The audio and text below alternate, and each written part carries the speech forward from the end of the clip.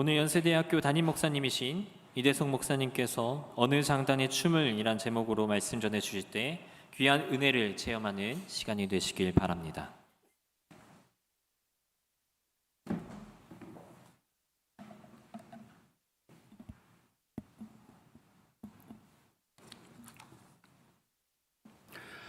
벌써 7월 첫째 주일이 되었습니다.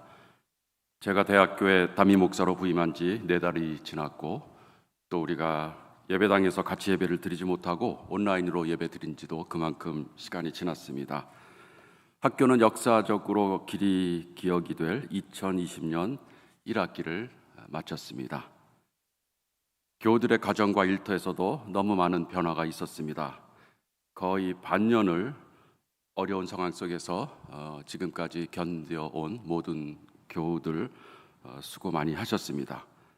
너무나도 힘들고 지친 우리들에게 예수님께서 이런 말씀을 주셨습니다. 수고하며 무거운 짐을 진 사람은 모두 내게로 오너라. 내가 너희를 쉬게 하겠다.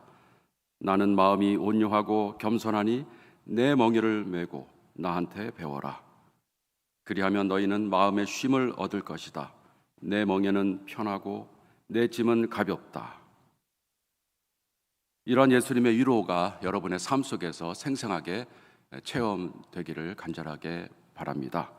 또 우리 대학교회가 예수님의 손과 발과 마음이 되어서 이웃과 또 대학교회를 찾는 모든 사람들에게 참된 위로를 주는 그런 교회가 되기를 간절하게 바랍니다. 저는 오늘 마태복음 본문의 말씀을 중심으로 설교를 준비했습니다. 특별히 11장 16절에서 19절의 말씀에 주목하려고 합니다. 예수님은 이 말씀에서 어린이의 놀이를 소재로 활용하여서 우리들에게 중요한 교훈을 주고 계십니다. 여러분이 어릴 때 자주 했던 놀이가 어떤 게 있으시나요? 세대별로 어린이의 놀이가 굉장히 다를 것입니다. 저는 초등학교 때 놀았던 놀이를 이제 생각을 해보니까 자치기, 땅 따먹기, 망까기 이런 게 있습니다. 또 무궁화 꽃이 피었습니다. 술래잡기 이런 놀이를 했고요. 아마 여러분 중에서 여성분들은 고무줄 놀이 또 공기를 빼놓을 수가 없겠죠. 이런 놀이를 해보신 분들은 저처럼 9세대에 속한다는 것을 여러분들 부인할 수 없을 것입니다. 우리가 어린 아이들의 놀이를 생각하다 보면은 귀가 솔깃해지고 또 어릴 때의 추억으로 또 마음이 좀 뭉클해지기도 합니다. 예수님은 듣는 사람들과 정서적으로 교감을 하기 위해서 이와 같이 익숙한 이야기나 비유를 많이 사용하셨습니다. 예수님께서 오늘 사용한 그 이야기, 이 어린이의 놀이는 일종의 역할극 놀이였던 것 같습니다. 어린이들이 장터에서 놀이를 하고 있는데 한 번은 잔치집 놀이를 하고 또 한 번은 상갓집 놀이를 하고 있습니다. 잔치집 놀이를 할 때는 한쪽에서 피리를 불면은 또 다른 쪽에서 모두 신나게 춤을 춰야 하는 것이고, 상갓집 놀이를 할 때는 또 한쪽에서 곡을 하면은 다른 쪽에서 엉엉 울어줘야 하는 것이죠. 이런 역할극 놀이는 소꿉장난처럼 아이들이 어른의 역할을 흉내내면서 인생에 대해서 또 사회생활에 대해서 배워가는 그런 또 중요한 학습 효과가 있습니다. 장터에서 벌어지는 이 아이들의 놀이에서 그런데 예상치 못한 일이 생기게 되었습니다. 한쪽에서 피리를 부는데 다른 쪽에서 춤을 추지 않아 주는 것이죠. 한쪽에서 곡을 하는데 다른 쪽에서 같이 울지 않는 것입니다. 아예 놀이를 시작하지 않았더라면 몰라도 일단 놀이가 시작이 되면은 그 놀이의 규칙에 따라서 역할을 해야지 놀이가 계속 진행이 됩니다. 자기 역할을 하지 않으면은 판을 깨는 셈이 되겠죠. 왜 이런 일이 생겼을까? 제가 곰곰이 생각해 보니까 두 가지 경우가 있는 것 같습니다. 아마 한쪽에서 자기네들이 계속해서 잘 못하기 때문에 목리를 부리는 경우가 있겠고요. 아니면은 또 한쪽에서 자기들이 좋은 역할을 계속 독차지하기 위해서 욕심을 내기 때문에 그런 일이 생기지 않을까 하는 생각을 해봤습니다. 이것이 단순히 어린 아이의 놀이에 관한 것이라면은 그렇게 중요한 문제가 아니겠지만은 예수님께서는 어린아이의 놀이의 비유를 통해서 더 심각한 문제점을 지적하고 계시는 것입니다. 우리는 놀이 속에 나오는 곡을 하는 아이, 또 피리 부는 아이를 세례 요한과 예수님으로 연결해서 생각할 수가 있습니다. 그리고 같이 장단을 맞춰주지 않는 아이들은 세례 요한을 반대하고 예수를 반대하는 유대교 지도자들, 특별히 바리새인들과 율법학자들과 연결을 해볼 수 있습니다. 세례 요한은 금욕을 강조했고 예수님은 먹고 마시는 일상 속에서 사랑과 용서가 중요하다는 것을 강조하셨습니다. 세례 요한도 예수도 유대교 지도자들이 볼 때는 입맛에 맞지 않았습니다. 그래서 장단을 맞춰줄 수가 없었던 것이죠. 그들은 역사적인 위기 상황 속에서 지금의 종교적 시스템으로는 유대교의 장래가 매우 위태롭다는 것을 절실하게 느끼고 있었습니다. 그렇지만은 결코 기득권을 포기하지 않으려 했고 여전히 자기들이 주도권을 갖기를 원했던 것입니다. 우리가 이 비유를 영적인 상상력을 동원해서 조금 더 과감하게 해석해 본다면은 세례 요한이나 예수님의 가르침은 새로운 시대를 여는 장단과 같다. 이렇게 생각해 볼 수 있습니다. 장단, 리듬 혹은 비트 같은 말이 되겠죠. 요즘 랩과 같은 음악 장르에서는 비트가 굉장히 중요하지 않습니까? 랩을 시작하기 전에 뭐 비트 주세요 하면은 비트가 나올 때부터 어떤 비트가 나오느냐에 따라서 관객들이 벌써 탄성을 지르는 경우도 많이 있습니다. 장단과 함께 가락도 중요합니다. 재즈 음악이나 판소리도 마찬가지인 것 같습니다. 어떤 장단 가락이 깔리느냐에 따라서 우리가 부를 노래나 춤의 내용이 달라지게 됩니다. 우리가 장단 가락에 잘 맞춰서 노래를 하고 춤을 추면은 흥이 나고 또 우리가 몰입이 되지만은 장단에 맞지 않는 그런 노래나 춤을 춰야 할 경우에는 너무나도 힘들지 않습니까? 예수님께서 설교하실 때 처음으로 설교하셨을 때 그 주제는 회개하라, 하나님의 나라가 가까웠다, 이런 설교였고요. 그리고 예수님의 모든 가르침과 삶을 관통하는 핵심적인 메시지가 바로 그것이었습니다. 이 말씀은 우리가 다시 해석해 보면은 이제는 과거의 장단을 버리고 하나님 나라의 장단에 맞춰서 춤을 춰라라는 그런 요청의 의미로 받아들일 수가 있습니다.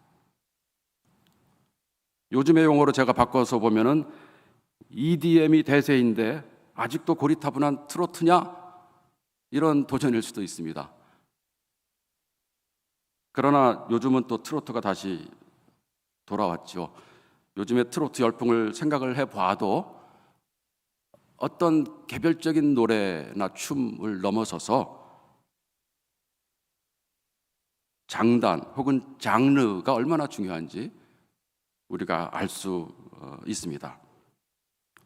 저는 오늘 이 말씀에 대해서 곰곰이 생각해 보면서 이 말씀은 코로나19 사태를 지나고 있는 우리들에게 주는 특별한 의미를 담고 있는 것이 아닌가라는 생각을 하게 되었습니다. 우리가 그동안 맞춰서 춤췄던 장단은 이미 수명을 다했고 새로운 장단의 춤을 출 때가 되었다라는 생각을 절실하게 하게 되었습니다. 사실 코로나19가 아니어도 이미 인류는 문명사적인 변혁에 대해서 오랫동안 얘기해 왔습니다. 4차 산업혁명, 특이점, 트랜스휴먼 등 놀랍게 발전된 모습을 보일 미래에 대해서 많은 사람들이 이야기해 왔습니다. 그러나 그런 논의들은 대부분 낙관적인 성격이었습니다. 이제 코로나19 사태로 인해서 인류가 엄청난 변혁을 겪게 될 것이라는 점은 더욱더 확실해졌고 그 대신 그 성격은 매우 비관적으로 바뀌게 되었습니다. 유토피아의 분홍색 꿈이 디스토피아의 잿빛 꿈으로 바뀌게 된 것입니다. 포스트 코로나라는 새로운 시대를 살아야 할 우리들은 새로운 환경에 맞추어서 근본적인 개혁을 이루어내야만 합니다. 하나님께서 비트를 치시는 새로운 장단에 맞추어서 우리가 춤을 춰야 한다는 말씀입니다. 우리에게 변혁은 단지 외부적인 환경이 변했기 때문에 마지못해서 취하는 것이 되어서는 안 될 것입니다. 이미 내면적으로도 한국 교회와 기독교는 전면적인 개혁을 했었어야만 했습니다. 지금 우리는 시대의 징조를 읽고서 하나님께서 원하시는 모습으로 방향을 바꾸지 않으면은 우리가 익숙한 기독교는 역사 속에서 사라질지도 모릅니다. 제가 생각할 때 기독교의 역사 속에서 엄청난 규모의 격변이 여러 번 일어났는데 그 중에 가장 중요한 것을 네 가지를 꼽으라면은 첫 번째는 70년 무렵의 예루살렘의 멸망이고요. 두 번째로는 16세기의 종교개혁, 세 번째로는 18세기 이후에 기독교권에서 일어난 세속화, 그리고 마지막으로 네 번째로는 지금 우리가 겪고 있는 코로나 바이러스 사태라고 생각이 됩니다. 이런 위기가 올 때마다 역사를 운행하시는 하나님의 뜻을 분별하고 근본적인 개혁을 이루어낸 집단은 그 이후의 시대를 지배했습니다. 그러나 오랜 관습에 묶여서 대응하지 못했던 집단은 역사에서 사라지고 말았습니다. 오늘 읽은 본문은 그 중에서 예루살렘 멸망과 아주 근접한 시기에 일어난 사건입니다. 70년경에 예루살렘이 로마에 의해서 멸망되고 예루살렘 성전이 파괴되어서 없어진 이후에 유대교는 근본적으로 그 체질이 바뀌었습니다. 그 이전에 유대교는 성전과 제사 중심의 종교였습니다. 예루살렘 성전은 가장 중요한 종교의 상징이었고 세계 어느 곳에 살든지 절기에 맞춰서 예루살렘 성전을 방문하여서 제사를 드리는 것이 유대교를 믿는 사람들의 종교 생활의 핵심이었습니다. 당연히 제사장들이 중요한 역할을 했고 제사장을 배출하는 사두개파가 굉장히 권력을 잡고 있었습니다. 그러나 성전이 파괴되고 이스라엘 민족들이 자기네 땅이라고 할 영토를 상실하게 되자 유대교가 근본적으로 성격이 바뀌게 됩니다. 더 이상 성전이나 제사나 제사장이 실제적으로 중요한 의미를 갖지 못하게 되었고요.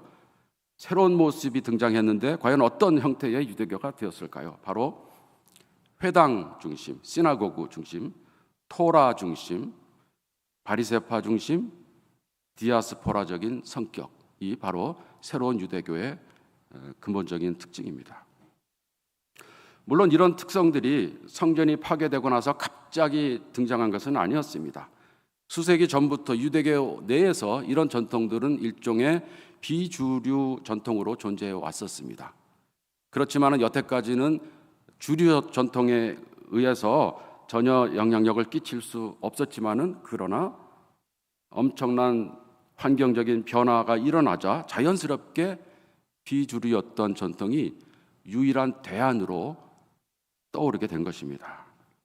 문명사적인 변혁이 일어날 때 미래를 위한 준비가 된 사람들은 자연스럽게 미래를 책임지는 귀한 사명을 감당하게 된다는 것입니다. 기독교의 탄생도 이와 밀접한 상황과 연관하여서 설명할 수 있습니다. 적어도 1, 2세기경까지는 기독교는 유대교의 한 분파로서 성격이 강합니다. 즉 성전이 파괴된 이후에 전통적인 유대교의 종교 형태가 사라진 다음에 유대교를 믿었던 사람들 그리고 유대교에 대해서 호감을 갖고 있었던 사람들이 이제는 어떻게 자기들이 믿었던 종교 생활을 계속할 것인가라는 고민을 하게 되었습니다. 특히 유대인들은 아니지만 유대교의 신의 호감을 갖고 있었던 사람들을 God fearer라고 얘기를 합니다. 하나님을 두려워하는 많은 로마 시민들을 포함하겠죠. 이들이 이제 더 이상 그들이 알고 있었던 유대교를 신봉할 수 없게 됐는데, 따라서 그들은 성전 중심의 유대교의 대안을 찾게 되었는데, 그 대안으로 등장한 것이 하나는 아까 말씀드린 회당 중심의 유대교이고 다른 하나는 바로 기독교였습니다. 대부분의 본토 출신 유대인들은 회당 중심의 유대교로 넘어갔지만은 예루살렘이 멸망하기 이전에 이미 외국에서 생활하고 있었던 유대인들, 저는 그들을 원조 디아스포라라고 부르고 싶습니다. 지금은 이제 예루살렘이 망하고 유대가 망해서 모든 유대인들이 이제 디아스포라가 된 시점이지만은 그 전부터 디아스포라로 생활하였던 유대인들은 좀 개방적이고 진보적인 유대인들이었습니다. 그들 중에 많은 사람들이 기독교를 선택했고, 또 God fearer라고 하는 로마 시민들, 이방인들이 되겠죠. 그들도 많은 사람들이 기독교를 받아들이게 된 것입니다. 313년에 기독교는 로마의 공인을 받게 되고 세계 종교로서의 길을 가게 됩니다. 회당 중심의 유대교는 혈통적인 유대인을 중심으로 한 부족 종교로서의 길을 가고 지금까지 그러한 역사를 이어나가고 있습니다. 그리고 그 이전에 주류 세력이었던 사두개파가 주도한 성전 중심의 유대교는 역사 속에서 영원히 사라지게 된 것입니다. 마가복음이 쓰여진 시기는 75년에서 100년 사이로 봅니다.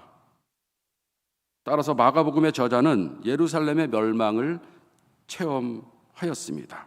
그 엄청난 격변을 겪고 나서 예수님의 말씀을 곰곰이 생각해 보니까 예수님은 예루살렘이 멸망할 것에 대해서 미리 알고 계셨구나라는 그런 아마 확신을 하게 된 것 같습니다.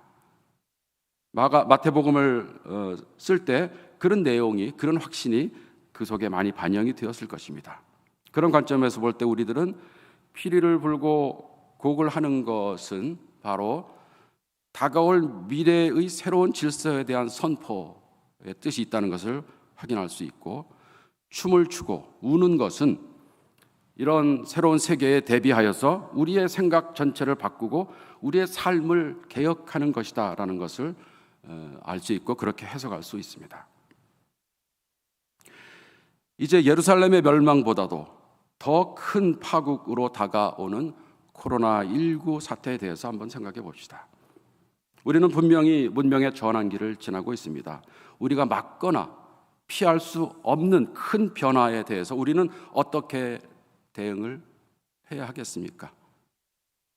코로나19로 열려지는 새로운 세계를 위한 하나님의 피리소리, 하나님의 장단을 우리가 어떻게 분별할 수 있을까요? 우선 우리는 불확실한 미래에 대해서 완벽한 계획을 세울 수 없다는 것을 인정해야 합니다. 또한 세상이 아무리 문제가 많아 보여도 이 세상을 주관하시는 분은 하나님이라는 사실을 우리가 인정해야 합니다. 순간순간 변화하는 상황에서 신속하지만 신중한 대응을 할 준비를 갖춰야 합니다. 그리고 이런 상황 속에서 늘 하나님의 선하시고 기뻐하시고 완전하신 뜻이 무엇인지를 분별하도록 늘 생각하며 기도해야 합니다. 이런 기반 위에서 우리들은 때를 얻든지 못 얻든지 하나님의 말씀을 전파하기 위해서 최선을 다해야 할 것입니다. 하나님께서 예루살렘의 멸망을 통해서 기독교가 세계 종교로 성장할 수 있는 길을 열어주셨던 것처럼 코로나19 사태의 환란 속에서도 하나님은 역사를 지배하시면서 하나님의 나라가 확장하는 쪽으로 역사를 운행하실 것을 저는 믿습니다. 그리고 그 사명을 위해서 연세대학교를 부르고 계신다고 저는 믿고 연세대학교회를 부르고 계신다고 믿습니다. 제가 서두에 2020년 1학기는 역사 속에 올해 기억될 학기라고 말씀을 드렸는데요. 연세대학교만 해도 한 학기에 7,000개 이상의 강좌가 열립니다. 이번 학기에 갑자기 7,000개 이상의 강의를 전부 온라인으로 전환해서 한 학기를 마쳤습니다. 저는 이것은 정말로 기적 중의 기적이라고 생각이 됩니다. 그 와중에서 채플도 전면 온라인으로 진행을 하게 되었습니다. 채플은 학생들이 의무적으로 들어야 되는 과목입니다. 그래서 늘 학생들의 불만과 불평이 많습니다. 그런데 또 이것을 온라인으로 진행을 할 생각을 하니까 너무나도 걱정이 많았습니다. 또 학생들로부터 어떤 잔소리를 들을지 걱정을 하면서 최선을 다해서 준비해야 되겠다라는 생각으로 채플을 준비했습니다. 교목실의 모든 교직원들이 최선을 다하고 학교 관련 부서의 자문과 협조를 얻어가면서 정성껏 채플을 준비해서 종강을 무사히 마쳤습니다. 마지막 강의를 마치고 학생들에게 강의 평가를 했습니다. 채플을 듣는 학생의 수가 이번 학기가 9,500명입니다. 9,500명을 대상으로 한 학기 수업을 진행했는데 그중에서 3분의 2 정도가 강의 평가 설문을 작성했는데 저는 그 결과를 보고 굉장히 놀랐습니다. 채플에 대한 만족도를 묻는 질문에 3% 정도만이 부정적인 답을 하고 79%는 아주 좋았다거나 좋았다라고 응답을 하였습니다. 그리고 온라인 방식이 잘 진행이 됐는가, 온라인 강의의 질이 좋았는가라는 질문에 대해서는 80에서 90% 정도가 만족한다, 대단히 만족한다라고 답을 했고 부정적인 의견은 0% 혹은 1%에서 2% 정도밖에 되지 않았습니다. 아마 강의를 잘하시는 교수님들은 나는 맨날 그런 강의 평가 받는데 이렇게 생각하실지 모르겠지만은 채플은 그동안 우리가 보면은 늘 학생들이 강제로 들어야 하는 강의이기 때문에 이런 긍정적인 답을 받는 경우가 굉장히 드물었습니다. 학생들이 이제 주관식으로 채플에 대한 소감을 적어냈는데 그 중에서 굉장히 또 위로가 되는 격려가 되는 대답들이 많이 있었습니다. 몇 가지를 제가 읽어보면은 채플을 통해서 큰 위안을 받았다. 연세의 기독교 정신과 하나님의 사랑에 대해서 많이 배웠다. 무신론자였는데 기독교를 새롭게 긍정적으로 이해하게 되었다. 채플이 일주일 중에 가장 기다리는 수업이었다. 코로나 블루를 채플을 통해서 이겨냈다. 제일 제가 마음에 든 것은 필요한 채플 학점을 다 채웠지만은 이런 채플이라면은 더 듣고 싶다. 이런 반응도 있었습니다. 이런 긍정적인 의견들을 많이 제시했는데요. 여태까지 제가 채플을 운영해 오면서 이 정도로 적극적인 학생들의 지지를 받은 적은 없었던 것 같습니다. 저는 이 결과를 보면서 이것이 무슨 의미인가 여러 가지로 생각하게 되었습니다. 온라인 방식이 효과를 더 볼 수 있는 가능성도 있다라는 것, 또 채플이 필수 과목이지만은 학생들의 마음을 열 수 있고 복음을 접촉할 수 있는 기회를 만들 수 있다라는 것도 생각해 보게 되었고, 대학교회가 채플에도 참여를 하면서 학생들을 만나는 기회를 가졌으면 좋겠다라는 그런 생각도 하게 되었습니다. 제가 말씀드린 온라인 채플의 이 경우는 여러 가지 많은 변화와 기회 중에 하나의 사례라고 생각이 됩니다. 코로나19 이후의 시대는 분명히 이전보다 더 많은 위험이 도사리고 있는 그런 세계이기도 하지만은, 그러나 더욱더 놀랍게 확장된 봉사와 사랑의 기회, 선교의 기회가 열려 있는 그런 세계이기도 합니다. 저는 특별히 이 문명의 전환기에서 우리 대학교에는 연세대학교가 갖고 있는 모든 종류의 리소스들을 최대한 활용하여서 새로운 시대에 효과적으로 사회와 소통하고 선교하는 특별한 사명을 부여받았다고 생각을 합니다.